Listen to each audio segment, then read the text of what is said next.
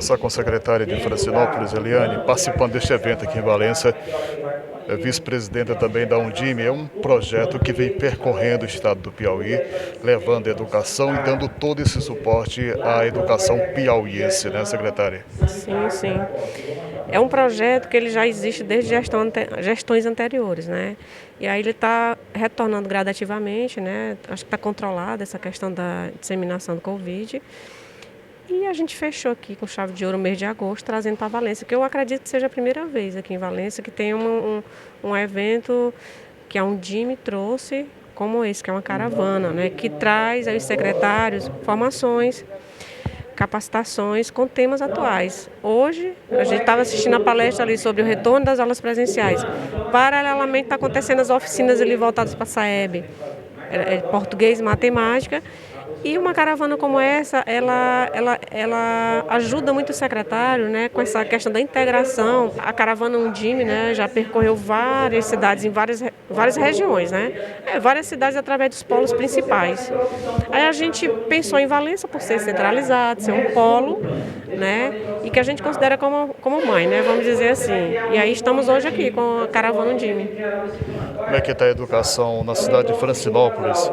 As informações que a gente vem tendo sempre é que ela tem continuidade, há toda uma preparação, novos projetos sendo conveniados com o município, a feira literária já com previsão de acontecer, ou seja, há todo um planejamento. A educação municipal não ficou parada nessa pandemia. Não.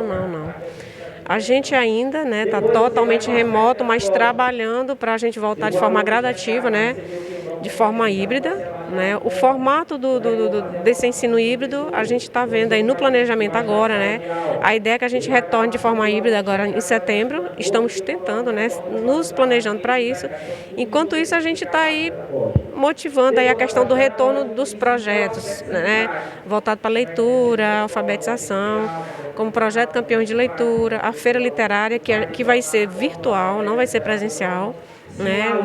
Acho que a gente tem que ter muito cuidado ainda para não perder esse controle, né? Francinópolis agora todos está zerado os casos já há algumas semanas, né? Então eu acredito que a gente possa retornar o mais breve possível, né? E a gente está trabalhando para ter esse retorno tranquilo e planejado, com planejamento de forma organizada.